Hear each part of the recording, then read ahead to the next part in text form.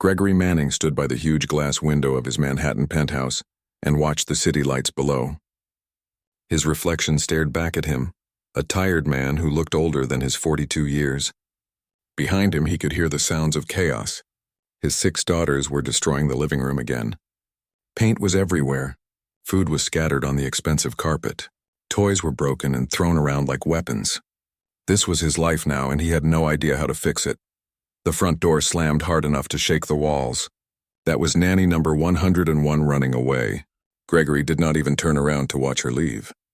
He had stopped counting after the 50th one. They all left eventually. Some lasted a week.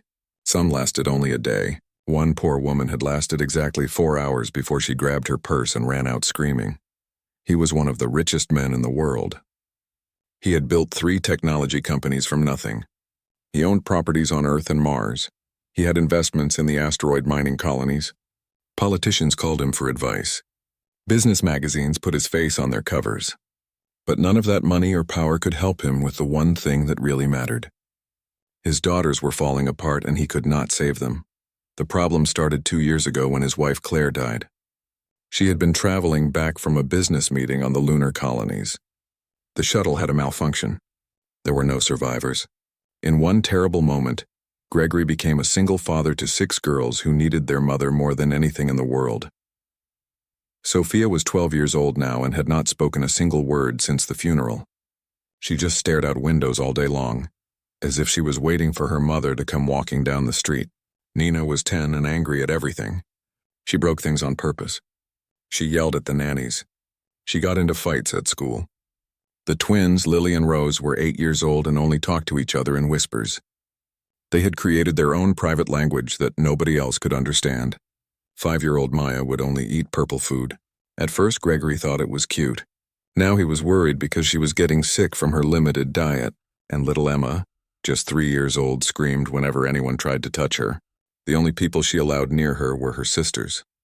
Gregory had tried everything he could think of.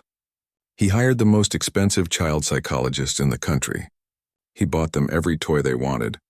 He installed an artificial intelligence system in the house that was designed to help with child care. He even moved his office into the penthouse so he could work from home and be closer to them. Nothing worked. His daughters were hurting and all his money and intelligence could not heal them. The nanny agency had called him this morning. The woman on the phone had been polite but firm. They could no longer send anyone to his home. 101 nannies in 6 months was a record they never wanted to break. She suggested he look elsewhere for help. Then she hung up before he could argue. Gregory turned away from the window and looked at his daughters. Sophia sat in her usual spot by the window, staring at nothing. Nina was punching a pillow over and over with her small fists. The twins were hiding under the dining table, whispering to each other in their secret language. Maya was arranging purple crayons in perfect rows on the floor. Emma was in her playpen, crying so hard she could barely breathe. He wanted to go to them. He wanted to hold them and tell them everything would be okay. But he did not know if that was true anymore. Every time he tried to comfort them, they pulled away. They had built walls around themselves and he could not find a way through. His assistant buzzed him on the intercom. "There is someone here to see you about the nanny position." Gregory frowned. That was impossible. The agency had refused to send anyone. Maybe it was a mistake. Send them in, he said. He had nothing to lose at this point. The woman who walked into his office was not what he expected. She was older, maybe in her late 50s, with silver hair pulled back in a simple bun. She wore a plain navy dress and comfortable shoes. She carried a worn leather bag and had kind brown eyes that seemed to see everything at once. She did not look nervous or scared. She looked calm, like she had seen worse things than a chaotic penthouse full of hurt children. "My name is Grace Washington," she said. Her voice was warm and steady. "I heard you need help with your daughters." Gregory gestured for her to sit down. "Do you have a resume?" References.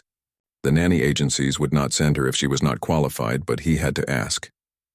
Grace sat down and folded her hands in her lap. "No agency sent me. I heard about your situation from a friend who works at the children's hospital. As for a resume, I have 30 years of experience working with children in community centers. I raised kids who had every reason to give up on the world. I do not have fancy certificates, but I know how to love children who are hurting." Gregory studied her face. She was not trying to impress him. She was not listing her qualifications or promising miracles. She was just being honest. Something about that made him want to trust her, even though he had learned not to trust anyone anymore. 101 nannies have quit in the last 6 months, he said. His voice was rough. My daughters are not easy. They are hurting in ways I do not understand. They push everyone away. What makes you think you can do what all those others could not? Grace looked at him with those calm eyes. Because I will not quit. I do not run away when things get hard, I stay. That is the difference. Gregory felt something twist in his chest. Those simple words hit him harder than any promise or guarantee. She would stay. It sounded too simple to be the answer. But maybe simple was exactly what they needed. Would you like to meet them? He asked. Grace stood up. That is why I am here. He led her to the living room. The chaos had gotten worse in the few minutes he had been in his office. Sophia was still by the window. Nina had torn the pillow open and feathers were floating everywhere. The twins had pulled all the books off the shelves. Maya was crying because someone had knocked over her purple crayons. Emma was screaming louder than before. Grace walked into the middle of the mess and did something unexpected. She sat down on the floor. Right there in the middle of all the chaos, she sat down cross-legged and closed her eyes. Then she started to hum. It was not a regular song. It was something old and deep, like a prayer or a memory. Her voice filled the room without being loud. It wrapped around the chaos and somehow made it feel less scary. Emma stopped screaming first. The little girl's red face appeared over the edge of the playpen, staring at Grace with wide, confused eyes. Then Maya stopped crying and turned to look. The twins peeked out from behind the couch. Even Nina paused in her destruction to watch this strange woman who was not afraid of their mess. Grace kept humming. She pulled something from her bag. It was a piece of purple cloth. She started folding it slowly, making shapes. Maya crawled closer to see. Grace smiled but did not stop humming. She kept working with the cloth, creating flowers and birds and butterflies. Then Grace pulled out 2 small wooden boxes and slid them across the floor to the twins. They looked at each other, whispered something, then carefully picked up the boxes. Inside were puzzles. The twins sat down right there and started working on them together. Nina was still standing, fists clenched, watching everything. Grace looked up at her and nodded once. It was a small movement, but it seemed to say something important. Nina's shoulders relaxed just a little bit. Only Sophia had not moved. She was still at the window, still staring outside. But Gregory noticed something. His oldest daughter had turned her head slightly. She was watching Grace's reflection in the glass. Grace hummed for 20 minutes. Nobody moved. Nobody fought. The room was still a mess, but it felt different. Calmer. Safer. Then Grace stopped humming and spoke. Her voice was gentle but clear. Your mama would be so proud of how strong you all are. The words hit like lightning. Sophia turned her head. Nina's eyes went wide. The twins stopped whispering. Maya froze with the purple cloth in her hands. Emma reached her little arms toward Grace. Nobody had talked about their mother in 2 years. Gregory had avoided it because he did not know what to say. The therapists had used careful clinical words. But Grace had just said it simply and honestly, and somehow that made all the difference. Grace stood up and walked to Emma's playpen. She lifted the little girl into her arms. Emma did not scream. She wrapped her tiny arms around Grace's neck and held on tight. Gregory found his voice. When can you start? Grace looked at him with Emma still in her arms. I already have. Grace moved into the staff quarters that same evening. She did not bring much with her. Just 2 old suitcases and a small photo album that she placed beside her bed. She did not ask for a tour of the penthouse or a list of rules. She simply unpacked her things and went to check on the girls before bedtime. The next morning, Grace woke up at 5 o'clock. She made herself a cup of tea and walked through the penthouse quietly. The mess from yesterday was still everywhere. Broken toys, spilled food, torn papers, scattered crayons. Most people would have started cleaning immediately. Grace did not touch anything. Instead, she sat down in the middle of the living room and just looked around. She was studying the chaos like it was a map that could tell her something important. When the girls woke up, they found Grace in the kitchen, making breakfast. Nothing fancy, just scrambled eggs and toast, but she had done something special. She had made everything in different colors. Yellow eggs for most of them, purple eggs for Maya made with a bit of beet juice. The little girl's eyes went wide when she saw her plate. After breakfast, Grace did something that surprised Gregory. She did not try to make the girls do anything. She did not have a schedule or a plan. She just followed them around and watched. When Sophia went to the window, Grace sat nearby with a book. When Nina started punching her pillow, Grace set up a punching bag in the corner and showed Nina how to hit it properly. When the twins crawled under the table, Grace left them alone but put some snacks within reach. When Maya started arranging her purple things, Grace sat down and helped her make patterns. When Emma cried, Grace held her without trying to make her stop. For 3 days, Grace just watched and learned.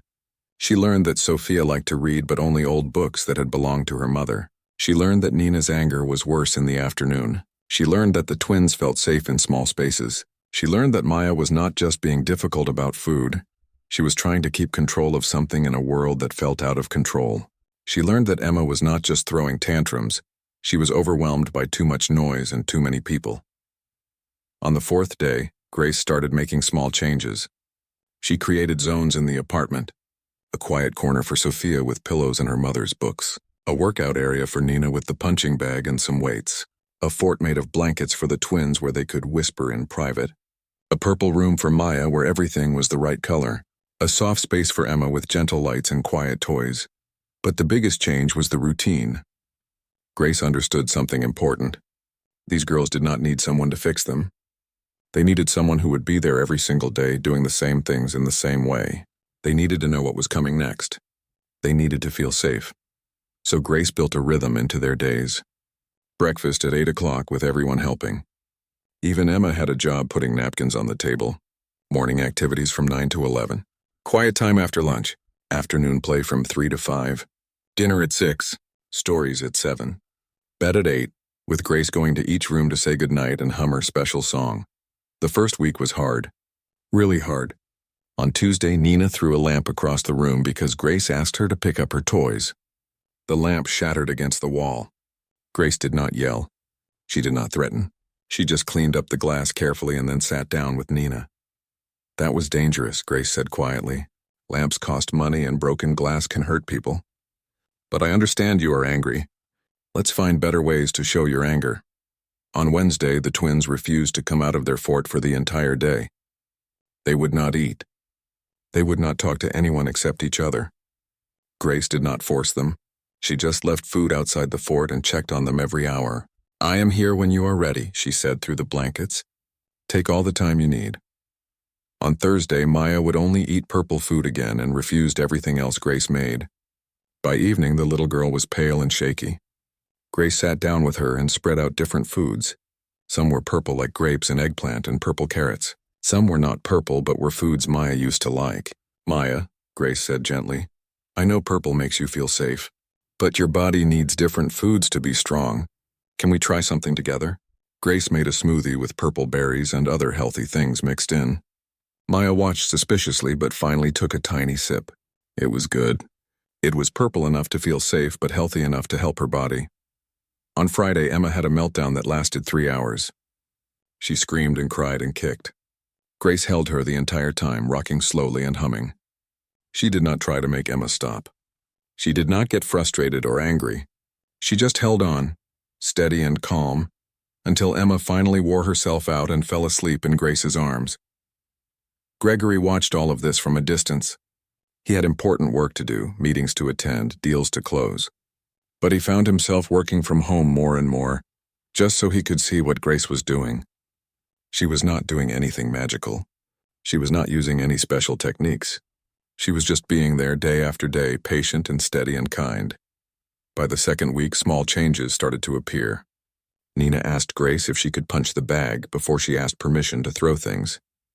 That was huge. The twins started coming out of their fort more often, especially when Grace was cooking. They would sit at the kitchen counter and watch, whispering to each other but also listening to Grace hum. Maya tried new purple foods that Grace found, like purple potatoes and purple cauliflower. Emma let Grace change her clothes without screaming, though it still took a long time and had to be done very slowly. And Sophia started turning pages in her books instead of just staring at them. She was actually reading again. One night, Gregory was walking past Sophia's room when he heard something that made him stop. It was Grace's voice humming that old song. And then he heard another sound, a whisper, so quiet he almost missed it. Stay. It was Sophia, speaking. For the first time in 2 years, his daughter had said a word out loud. Gregory leaned against the wall, his eyes burning with tears he had been holding back for months. Through the open door, he could see Grace sitting on the edge of Sophia's bed, holding his daughter's hand. Always, baby, Grace said softly. I am staying always. I promise you that. Sophia's eyes were wet with tears. Everyone leaves. Grace cupped Sophia's face with both hands. Not me, I do not leave. That is my promise to you and your sisters. No matter how hard things get, no matter what happens, I will be here. But what if you get tired of us? Sophia's voice broke. Everyone gets tired of us. Grace shook her head. Baby, you are not too much. You are not too hard. You are hurting, and that is okay. Hurt people are not bad people. They are just people who need love and time. And I have both of those things to give you. Gregory had to walk away then because he could not stop the tears anymore. He went to his room and sat on his bed in the dark. All the money he had spent on therapists and specialists and systems, all the solutions he had tried to buy, and what his daughters really needed was someone who would just stay, someone who would not give up, someone who would love them through the hard parts. He had offered the other nannies more money. He had offered bonuses and benefits and anything they wanted, but none of them had stayed. They had all run away when things got difficult. Grace had not asked for extra money. She had not negotiated special terms. She had only asked for one thing: trust me and let me love them. And she was keeping that promise every single day. The next morning, Gregory found Grace in the kitchen again. She was teaching the girls how to make pancakes. Nina was measuring flour. The twins were cracking eggs. Maya was stirring purple batter. Emma was watching from her high chair, clapping her hands. And Sophia was reading the recipe out loud in a soft but clear voice. Grace noticed Gregory in the doorway and smiled at him. Good morning. Would you like to join us? Gregory looked at his daughters. They were messy and chaotic and imperfect, but they were also laughing, working together. Being a family? Yes, he said. I would like that very much. He stepped into the kitchen and Maya handed him a purple spoon. You can help me stir, Daddy, she said. It was such a small thing, a purple spoon and a simple request. But to Gregory it felt like everything. His daughter had invited him in. She had called him Daddy in a normal voice, not a scared or angry one. She had included him. Grace caught his eye and nodded. She understood what this moment meant. She had built a bridge between Gregory and his daughters, and now she was helping him walk across it. They made pancakes together that morning, regular ones and purple ones. They ate them at the big table with syrup and fruit. They talked and laughed and made a mess. It was not perfect. Emma still got upset when syrup touched her hands. Nina still got frustrated when her pancake broke. The twins still whispered more than they talked out loud. But it was real. It was family. And for the first time in 2 years, Gregory felt hope. 3 months passed and the Manning household transformed in ways nobody had thought possible. The changes were not dramatic or sudden. They were small and steady, like water slowly shaping stone.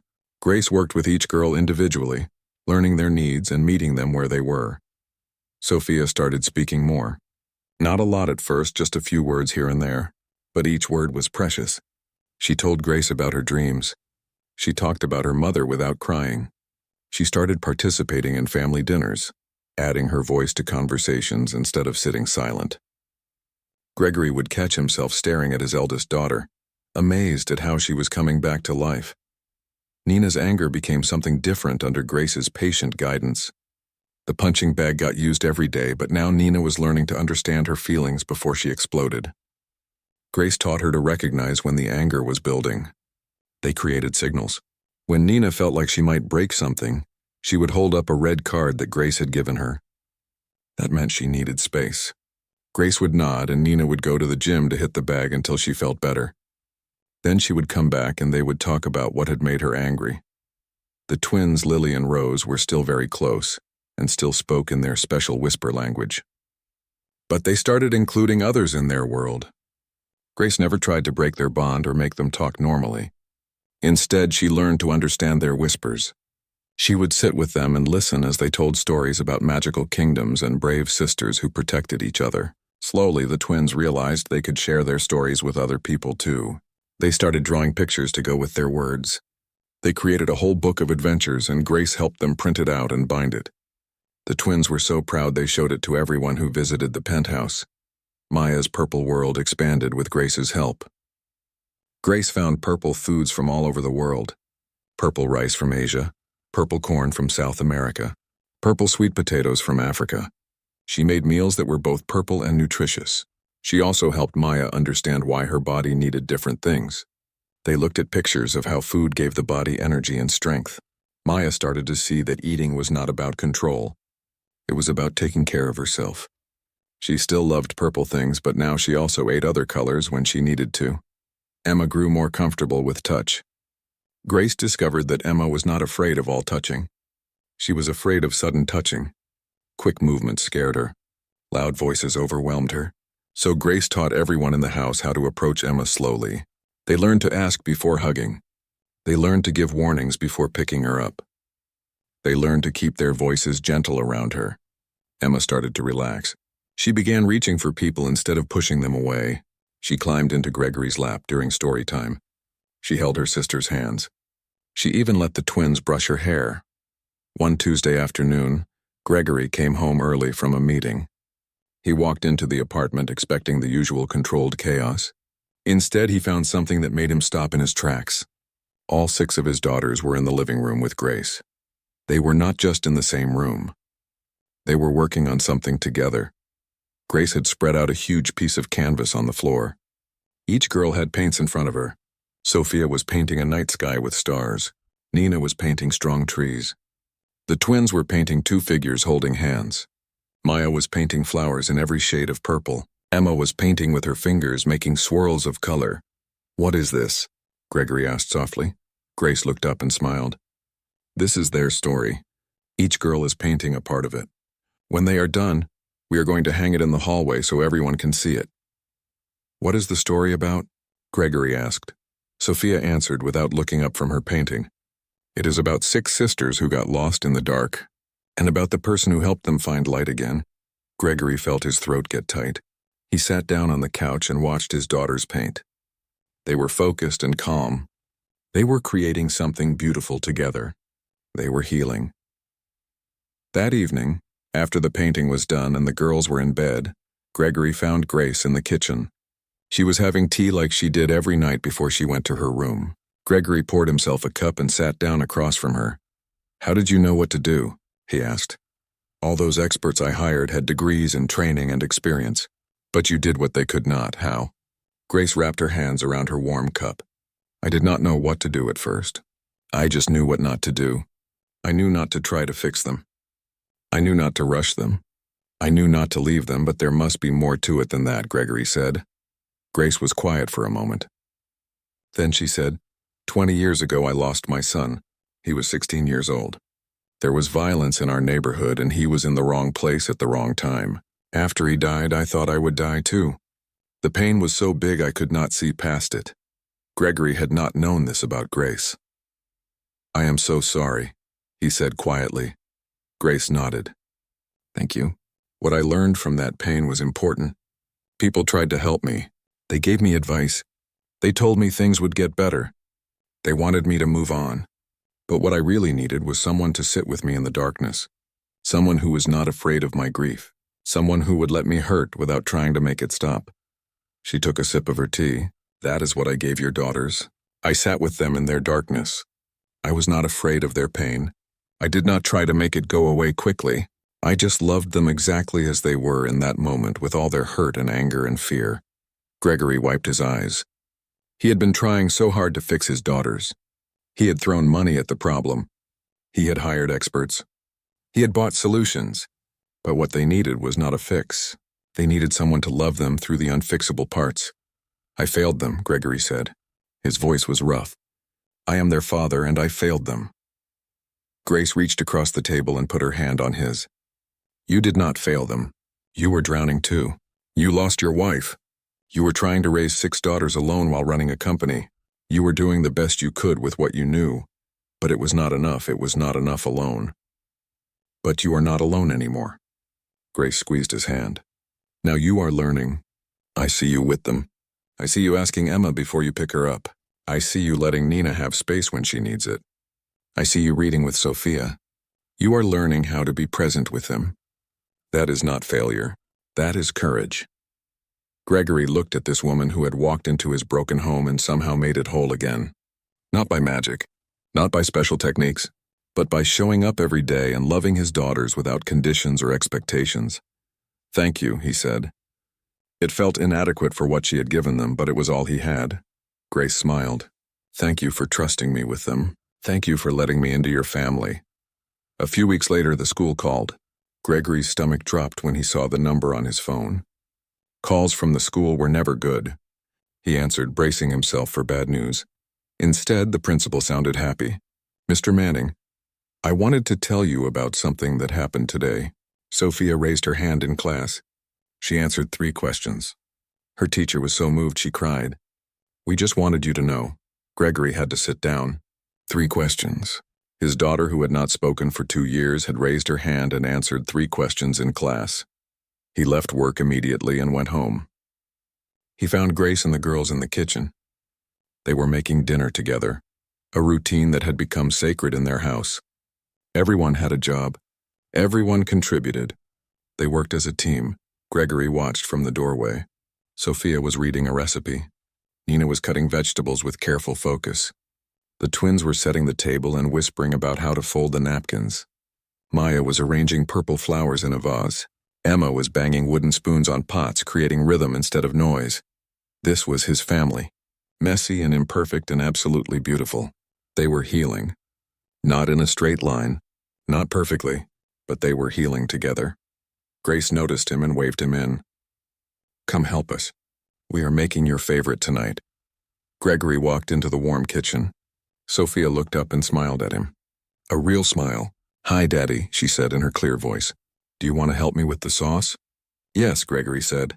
His voice was thick with emotion. I would love that. They cooked dinner together that night. They ate at the big table with laughter and conversation. They cleaned up as a team. They had story time in the living room with all 6 girls piled on the couch. And when Grace went to tuck each girl into bed, Gregory followed. He learned the routine. He learned the song. He learned how to say goodnight in a way that made each daughter feel safe and loved. That night, lying in his own bed, Gregory realized something important.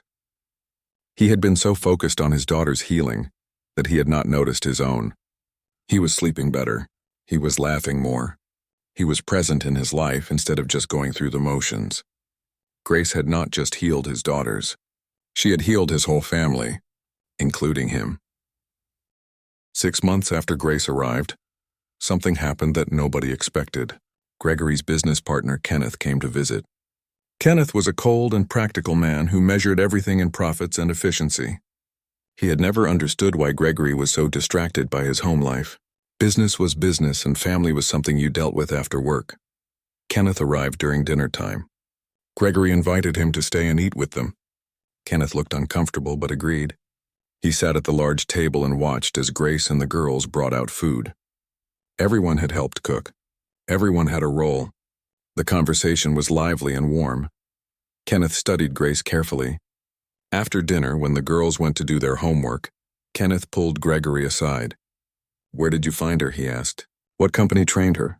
No company, Gregory said. She worked in community centers for 30 years. She does not use any of the technology I built. No artificial intelligence. No automation.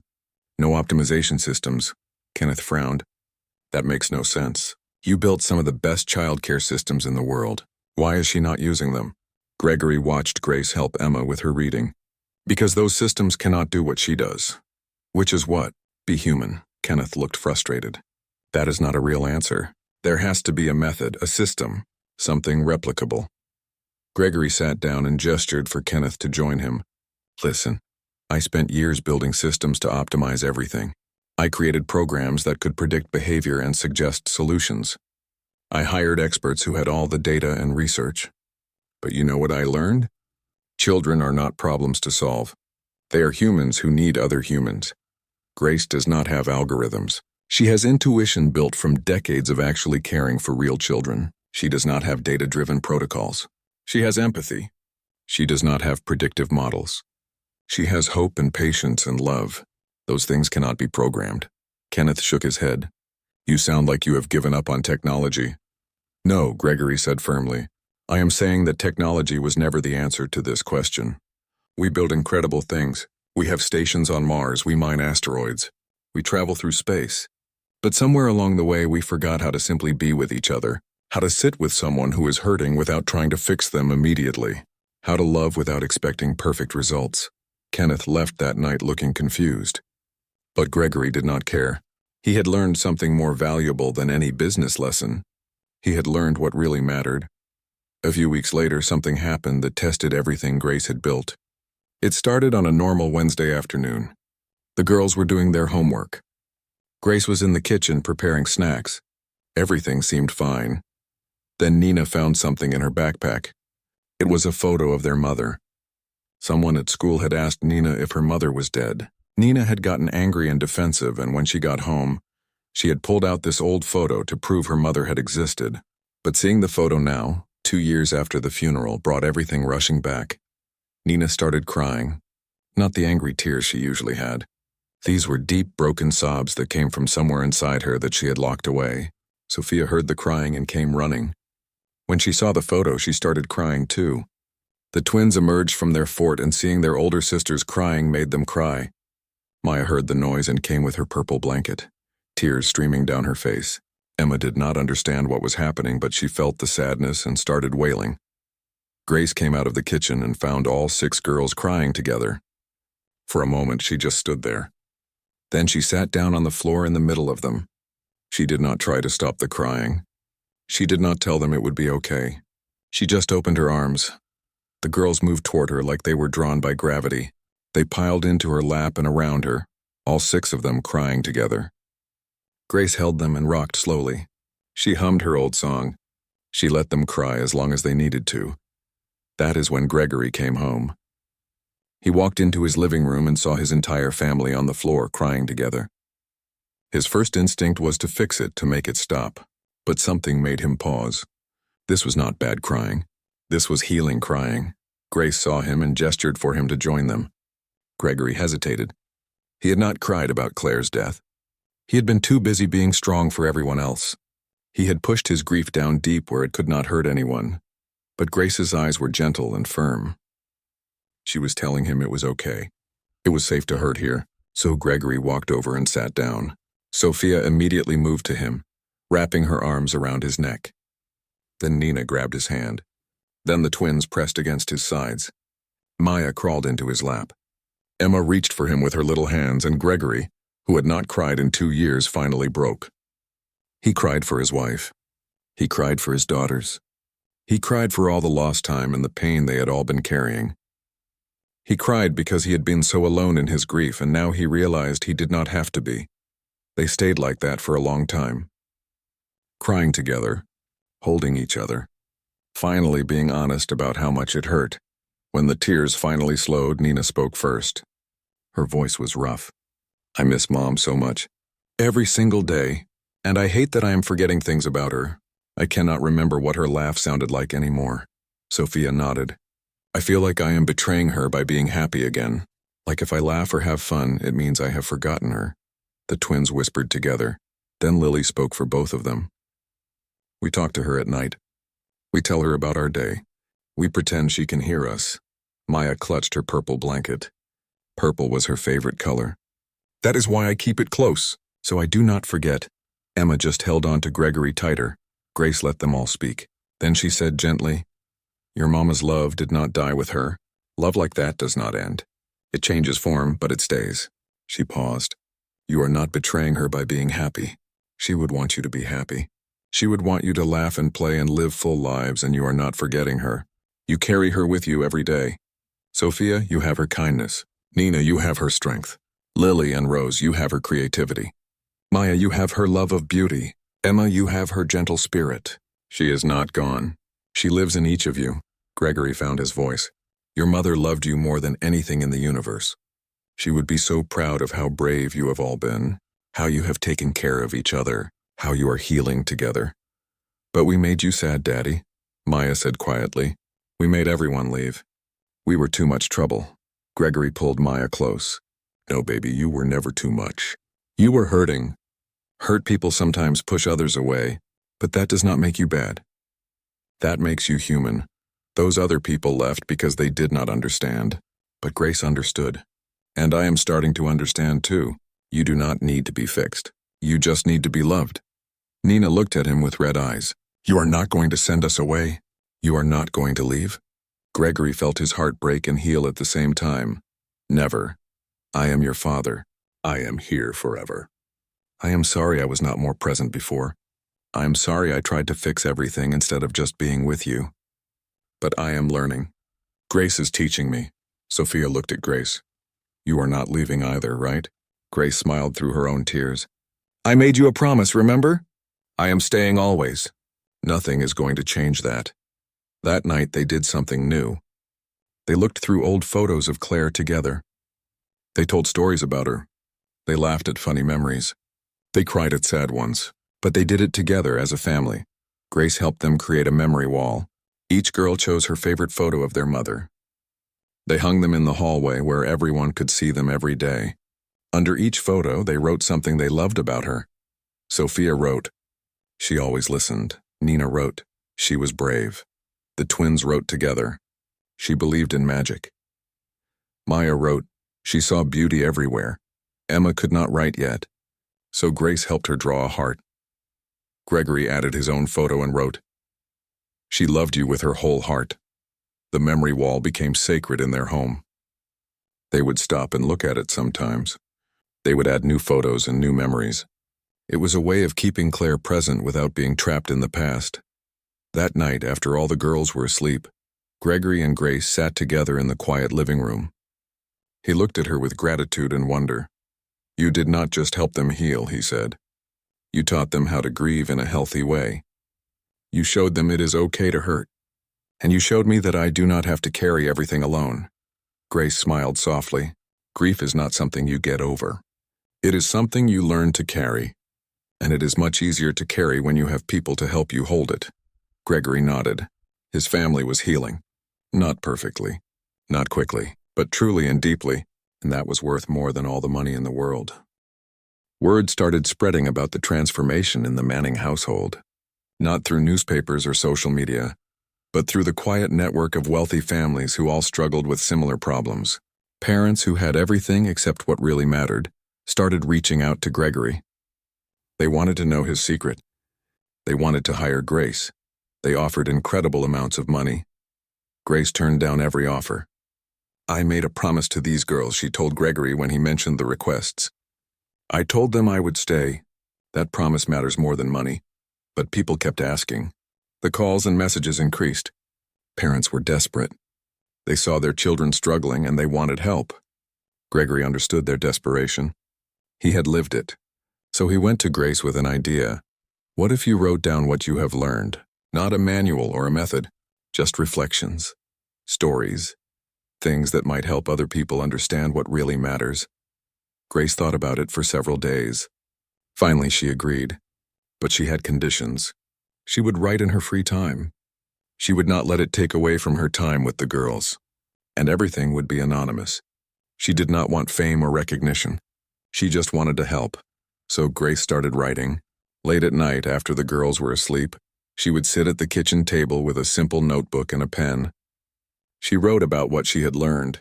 Not fancy theories or complicated systems. Just simple truths that she had discovered through years of loving children who were hard to love. Children do not need perfection. They need presence. Being there every day matters more than big gestures. Healing cannot be rushed. It happens in its own time. Love means staying when it is hard. Every difficult behavior is communication. Listen for what is underneath. You cannot fix people. But you can create space for them to heal themselves. Sometimes doing nothing except being present is doing everything. Gregory read what Grace wrote and felt tears in his eyes. These were not new ideas. People had known these things for generations. But in the rush to find new solutions and better technologies, everyone had forgotten the basics.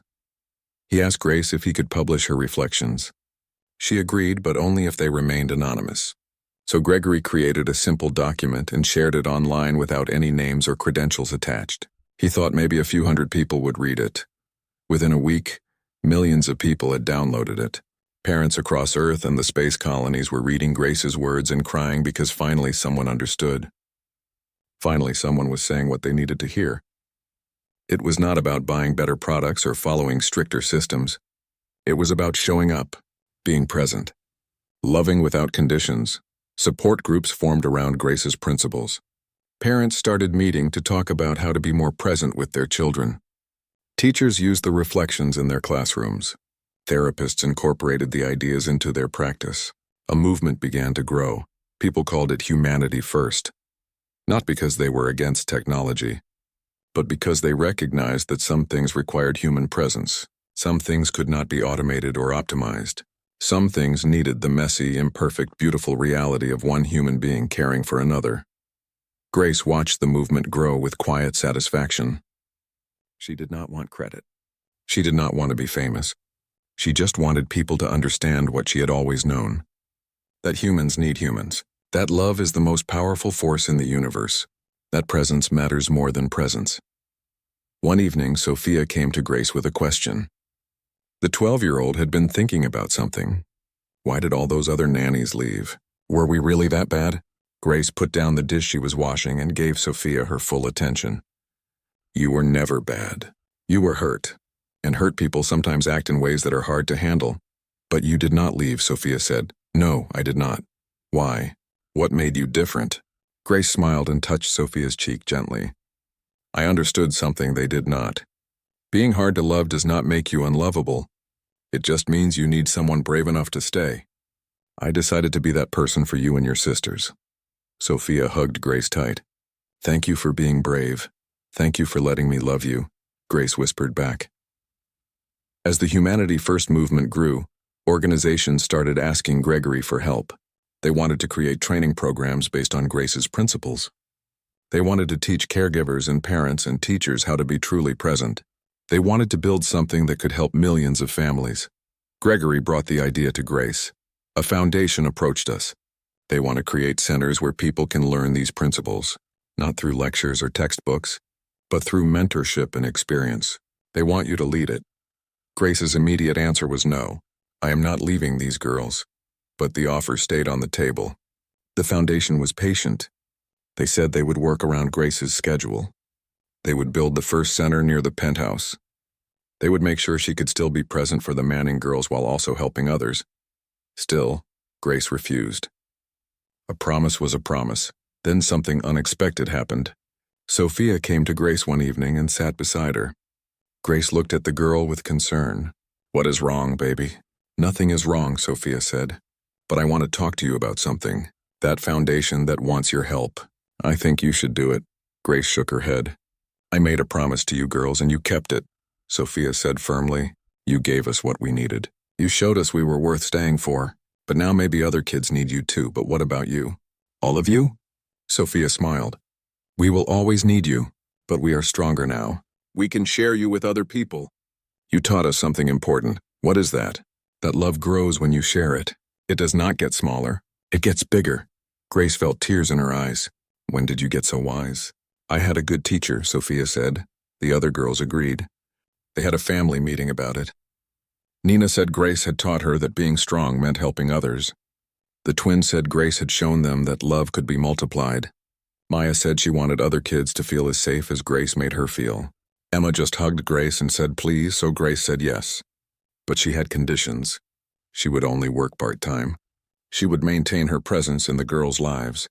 She would still have breakfast with them every morning and tuck them in every night. And most importantly, the centers would be free. They would be located in communities that needed them most. Not just for rich families, but for everyone. Gregory agreed to fund everything. Not as charity. As investment in what actually mattered. He would spend his money helping people learn to be human with each other again. The first center opened 6 months later. It was called the Grace Washington Center for Human Connection. Grace chose to put it in the same neighborhood where she had lost her son 20 years earlier. The neighborhood that had taken so much from her. Now she would give back to it. She hired people from the community, people who had raised children with almost nothing. people who understood struggle, people who knew that love mattered more than resources. She trained them not through lectures but through stories and experience. She taught them the same way she had learned, by doing, by being present, by staying. The center was different from other programs. There were no fancy technologies, no expensive equipment, just rooms where people could gather, where parents could talk to each other, where children could play safely, where caregivers could learn from each other. The core message was simple. You do not need to be perfect. You do not need a lot of money. You do not need special training. You just need to show up. Be present. Love without conditions. Stay when it is hard. The center was so successful that others opened across the city, then across the country, then across the world.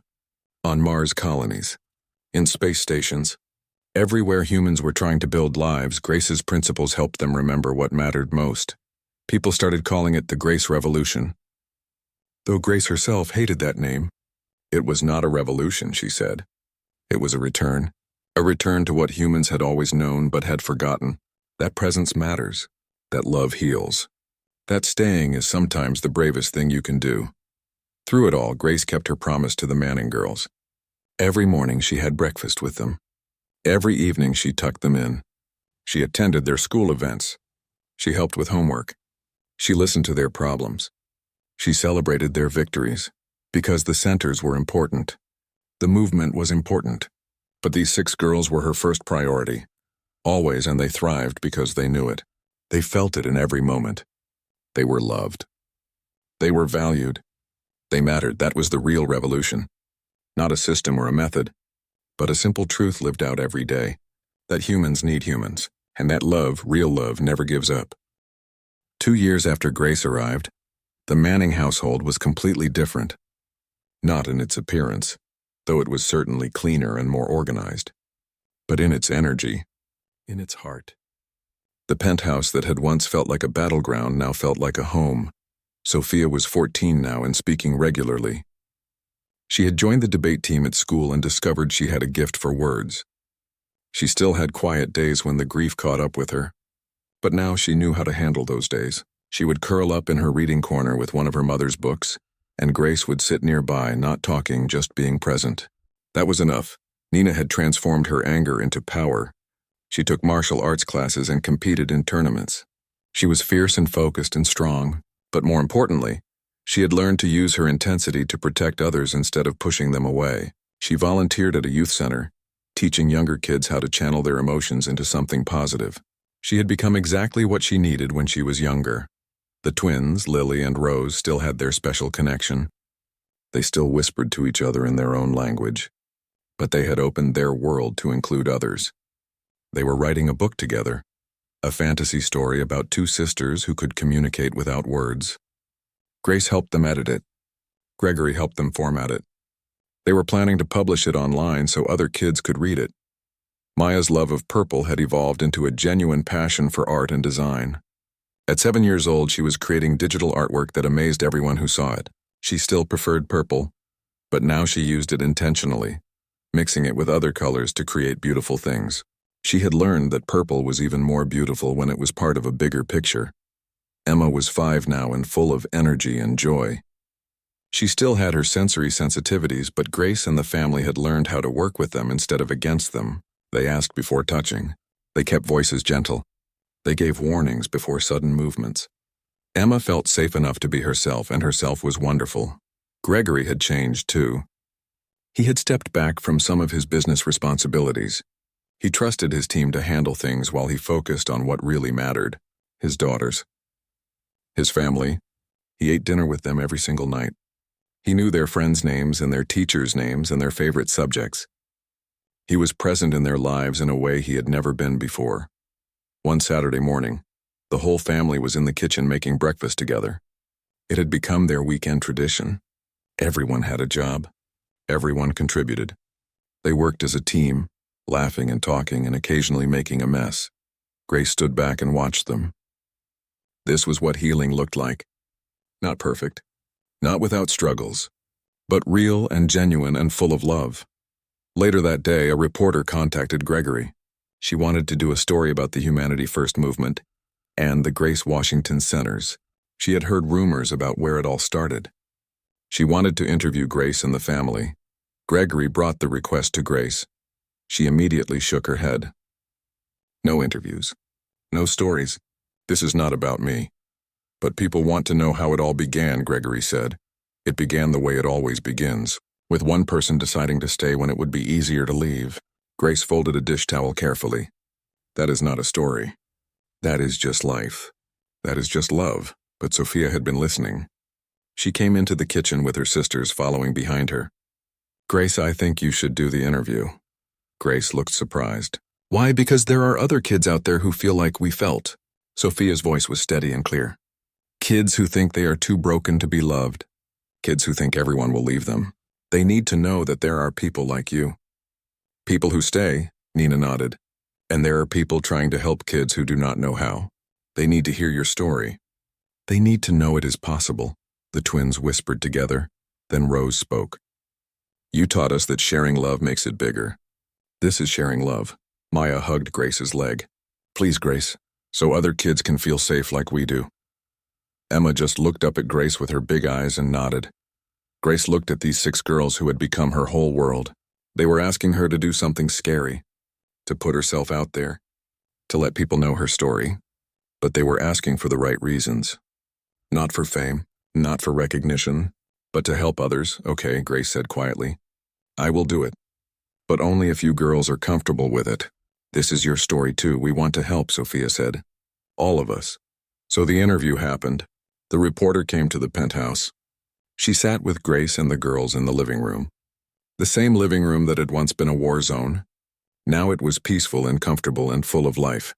The reporter asked Grace about her background, about her 30 years working in community centers, about losing her own son, about walking into this household and deciding to stay. Grace answered honestly. She did not make herself sound like a hero. She just told the truth. She had seen children who were hurting. She had known what they needed, and she had given it to them. Presence, consistency, love without conditions. Then the reporter turned to the girls. What was it like before Grace came? The girls looked at each other. Sophia spoke first. It was dark. We were lost. We were angry and sad and scared. We pushed everyone away because we were afraid they would leave anyway.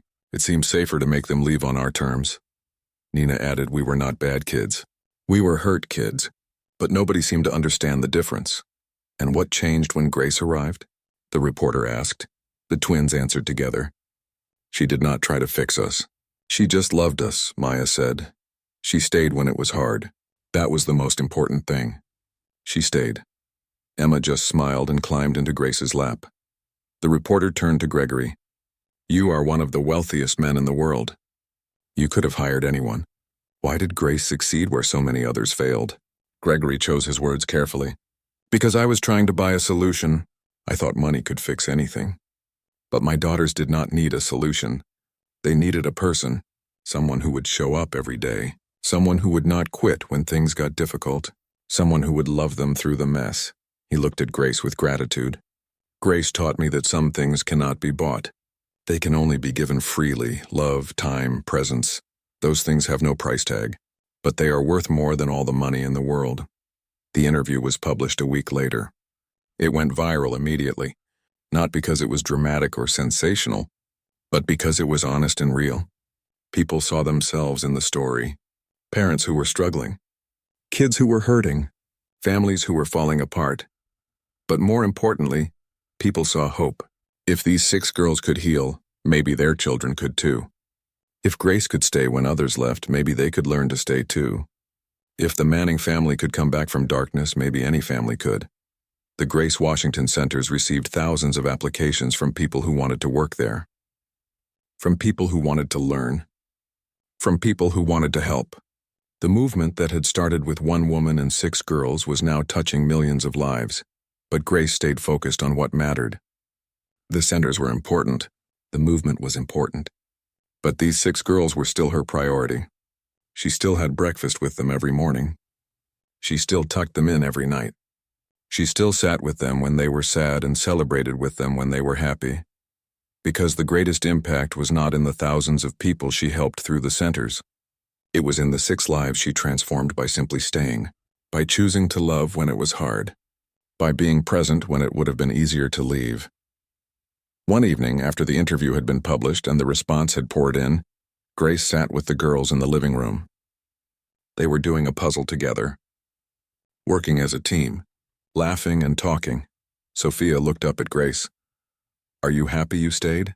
Grace smiled. "This is the happiest I have been in 20 years, even though we were difficult?" Nina asked. "Especially because of that," Grace said. "You needed me, and I needed you. You gave me purpose again. You gave me a reason to keep going. You saved me as much as I saved you." The girls looked at each other in surprise. They had never thought about it that way. They had thought they were the ones being helped. But Grace was telling them it went both ways. "That is what love does," Grace explained. "It heals everyone involved. When you love someone, you do not just help them. They help you too. You grow together." Maya moved closer to Grace. "So we helped you? Every single day, baby. You taught me that my life still has meaning, that I still have love to give. That losing my son did not mean losing my purpose." Emma hugged Grace tight. "I love you," Grace hugged her back. "I love you too. All of you." More than words can say. Gregory watched from the doorway. His heart was full. His family was whole. Not perfect. Never perfect, but real and honest and full of love. He had thought money and technology could solve any problem. He had been wrong. The solution had been much simpler and much harder. It required giving up control, admitting he needed help, trusting someone else, and then learning from her how to be present for his own children. Grace had not just changed his daughters. She had changed him. She had taught him what really mattered, and for that he would be forever grateful. 3 years after Grace arrived, Sophia turned 15. She had grown into a confident young woman who used her voice to help others. She started a support group at school for kids who had lost parents. She shared her story openly, talking about the darkness she had experienced and how Grace had helped her find light again. Other kids listened and felt less alone. One evening, Sophia came to Grace with a request. "There is a girl at school. Her name is Lauren. Her mom died last year and she stopped talking, just like I did. I want to help her, but I do not know how." Grace put down the book she was reading and gave Sophia her full attention. "What have you tried so far?" "I tried talking to her. I tried telling her it gets better, but she just looks away." Sophia looked frustrated. "I know what she is feeling, but I cannot reach her." Grace smiled gently. "Do you remember what I did when I first met you?" Sophia thought about it. "You did not talk much. You just sat with us. You hummed exactly. I did not try to fix you with words. I just showed you I was there, that I was not going anywhere." Grace touched Sophia's hand. "Maybe Lauren does not need advice right now. Maybe she just needs someone to sit with her, someone who understands. So I should just be there?" Sophia asked. "Sometimes that is the most powerful thing you can do. Show up, be present. Let her know she is not alone." Grace paused. "You cannot heal her. Only she can heal herself. But you can create space for that healing to happen." Sophia tried it. She stopped trying to talk to Lauren. Instead, she just sat next to her at lunch.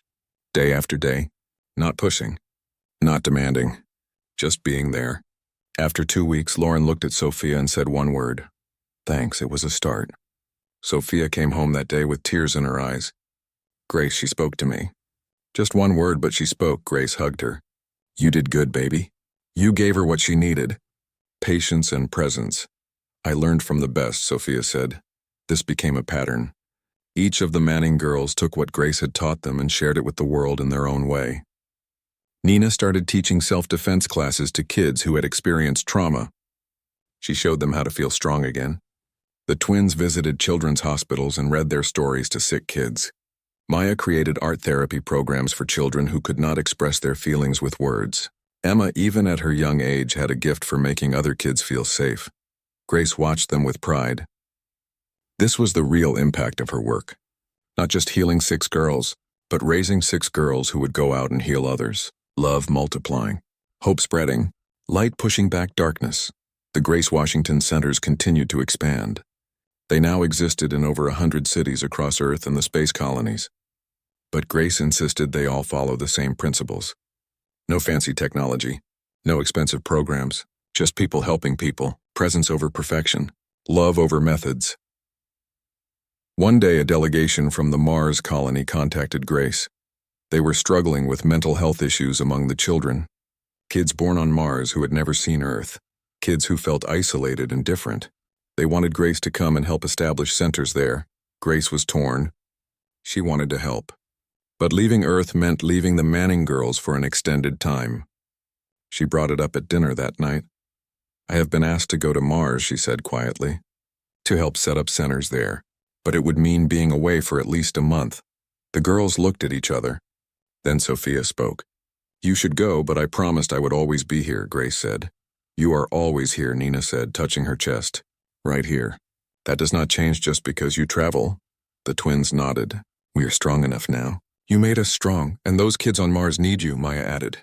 "Like we needed you," Emma came and hugged Grace. "We will miss you, but we will be okay, and you will come back."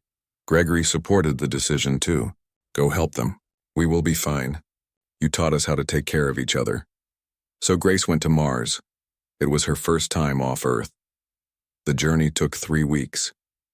During that time, she video called the Manning girls every day. They told her about school and friends and their activities. She listened and gave advice and reminded them she loved them. When Grace arrived on Mars, she found the situation was serious.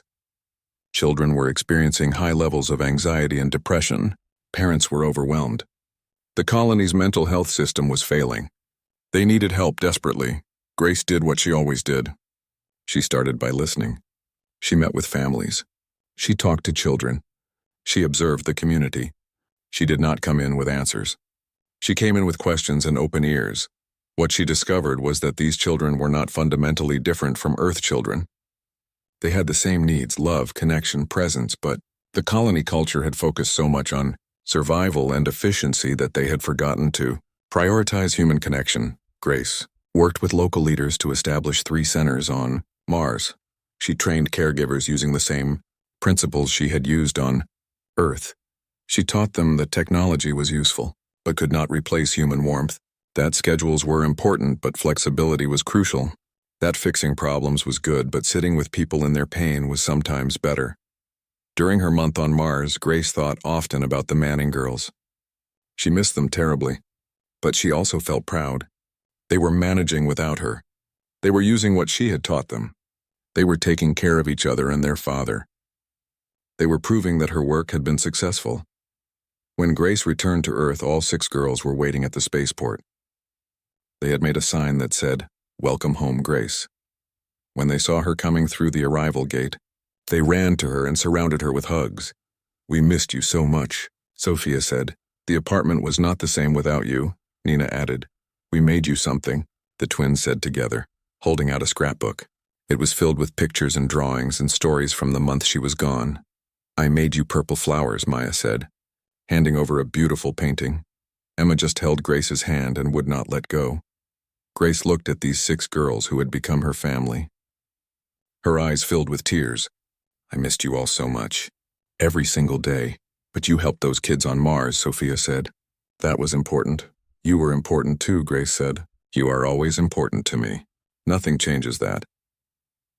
That evening, they had a special dinner to celebrate Grace's return. Everyone helped cook.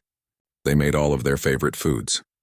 They sat around the table and Grace told them stories about Mars, about the children she met, about the families she helped, about how different Mars was from Earth, but how human needs remained the same everywhere. After dinner, Gregory pulled Grace aside. "Thank you for going. Thank you for helping those families. But also, thank you for coming back. We really did miss you," Grace smiled. "This is my home. These girls are my family. I would always come back." The trip to Mars marked a new phase.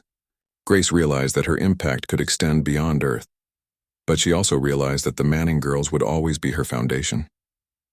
They were the reason she could help others. They gave her strength and purpose. They were her home. Over the next year, Grace made several more trips to colonies and stations. She helped establish centers in the asteroid belt, on the Europa research station, on the lunar colonies. Each time she went, the Manning girls supported her, and each time she came back, they celebrated her return. But no matter where Grace traveled or how many people she helped, she never forgot her first priority: 6 girls who had been broken and hurting. 6 girls who had taught her that love could heal anything. 6 girls who had saved her as much as she had saved them. One night after Grace returned from a trip to the lunar colonies, she found all 6 girls waiting in her room. They climbed onto her bed and surrounded her. "We have something to tell you," Sophia said. Grace sat up concerned. "What is it?" "We want you to know that you can stop worrying about us," Nina said. "We are okay now." "Really okay. We still need you," the twins added quickly. "We will always need you, but we are not falling apart anymore." "You healed us," Maya said simply. Emma nodded. "We are happy now." Grace looked at each of them. Tears ran down her face. "You healed me too. You gave me a reason to keep going after I lost my son. You gave me love and purpose." We healed each other. They sat together in comfortable silence. A family built not by blood but by choice, by commitment, by love that refused to quit. Outside the window, the city lights sparkled. Above them, space stations orbited in the darkness. Across the solar system, Grace Washington centers were helping thousands of families. The movement had grown beyond anything Grace had imagined, but none of that compared to this moment. 6 girls and 1 woman who had found each other when they all needed it most, who had built something beautiful from their shared pain, who had proven that love, real love, could overcome anything. That was the real story. Not about systems or methods or programs, but about humans choosing to show up for each other, about staying when it was hard, about loving without conditions, about healing together. That was humanity at its best, and it was worth celebrating. 5 years after Grace Washington walked into the Manning household, Sophia was graduating high school. She had been chosen as valedictorian. The ceremony was being held in a massive auditorium with thousands of people attending. But Sophia only cared about the small group sitting in the front row: her father, her 5 sisters, and Grace. When Sophia walked onto the stage to give her speech, she felt nervous. But then she looked at Grace and remembered everything she had learned. Be present, be honest, share from the heart. So that was what she did.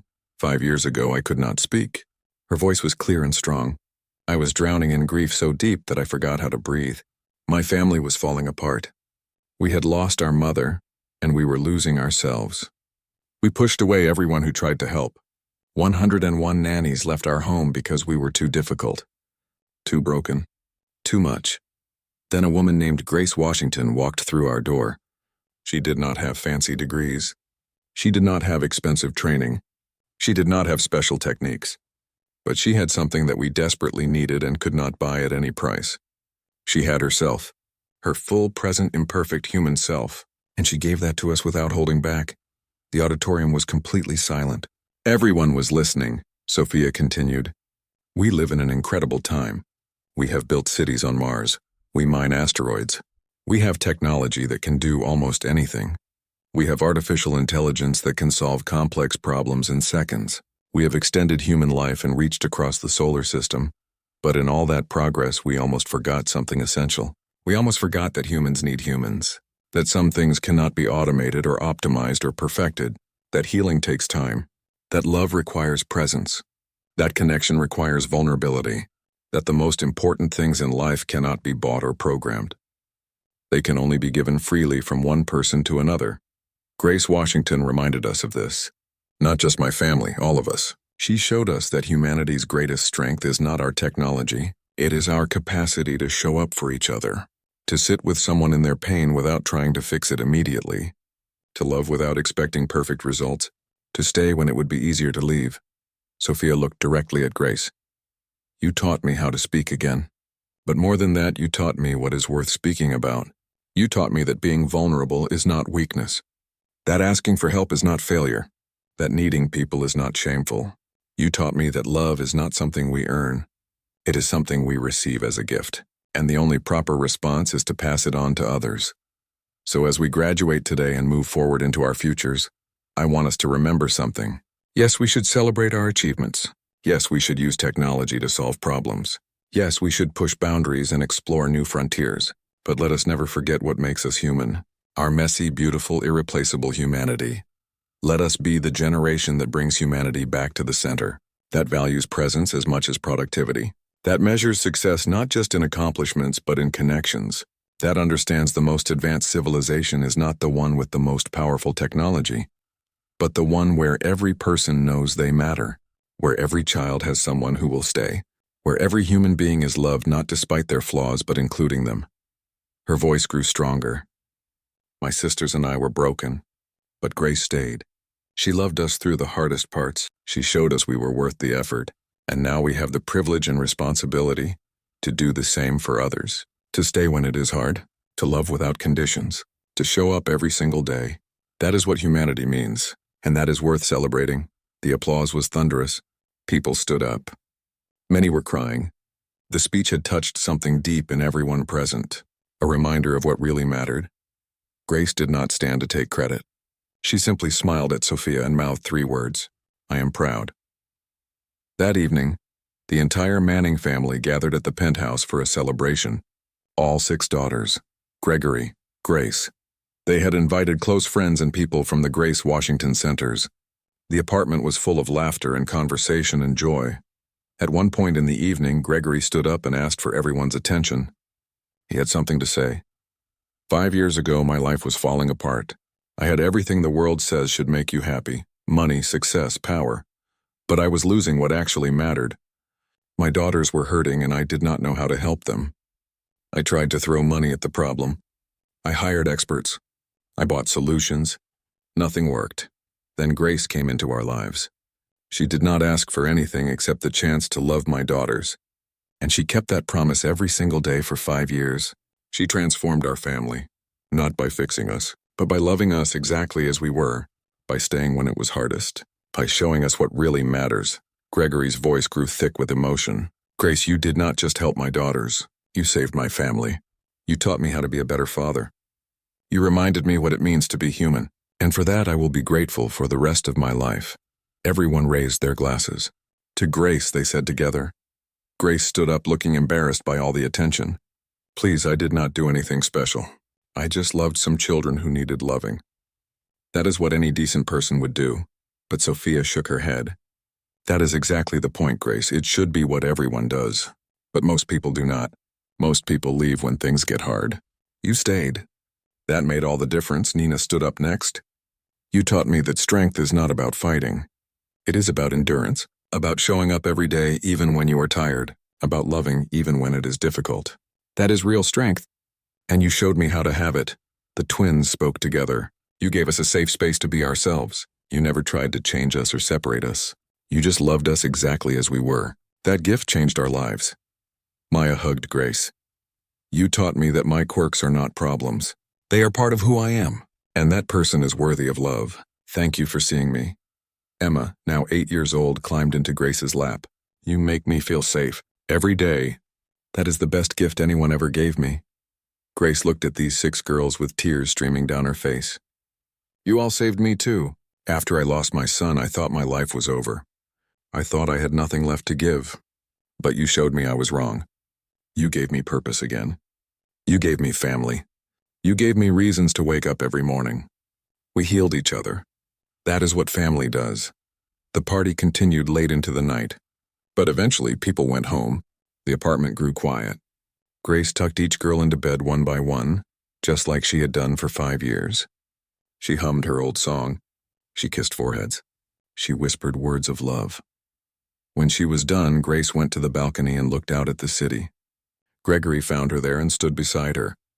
You changed the world, he said quietly. The Grace Washington Centers are helping millions of families. Your principles are taught in schools. Parents across the solar system are learning to be more present. You started a revolution, Grace shook her head. I did not start anything. I just did what people have been doing for thousands of years. I love children. I stayed with them. I was present. That is not revolutionary. That is just being human. But that is exactly why it is revolutionary, Gregory said. Because we forgot how to do it. We forgot that the simple things are the most important things. You reminded us. They stood in comfortable silence for a while. Then Grace spoke. 5 years ago, I walked into your home expecting nothing. I just wanted to help. I had no idea I would gain a family. That these 6 girls would become my whole world. That love could be this big and this beautiful. Gregory smiled. 101 nannies quit. But you stayed. You achieved what everyone said was impossible. Grace laughed softly. It was not impossible. It just required something most people were not willing to give: time, patience, unconditional love. Those things cost nothing and everything at the same time, but they are worth it, Gregory said. Always, Grace agreed. They are always worth it. Inside the penthouse, 6 daughters slept peacefully, each one healing and growing, each one carrying forward the lessons Grace had taught them, each one knowing deep in her heart that she was loved, that she mattered, that someone had chosen to stay. That was the impossible thing Grace had achieved, not through any special power or secret method, but through the most human act of all. She had simply loved them, through the chaos and the pain and the difficulty, through the tantrums and the silence and the pushing away. Through all of it, she had stayed. She had been present. She had loved without conditions, and that had changed everything. Across the solar system, in homes and schools and centers, people were learning the same lesson: that humans need humans, that technology is wonderful but cannot replace presence, that love is the most powerful force in the universe, that showing up matters, that staying is sometimes the bravest thing you can do. This was humanity at its best, not because of impressive technology or grand achievements, but because of simple acts of love repeated every day, because of people choosing to be present, because of families healing together, because of individuals deciding that other people matter. Grace Washington had not set out to change the world. She had just wanted to help 6 girls who were hurting, but in doing so, she had reminded everyone of a fundamental truth: that love heals.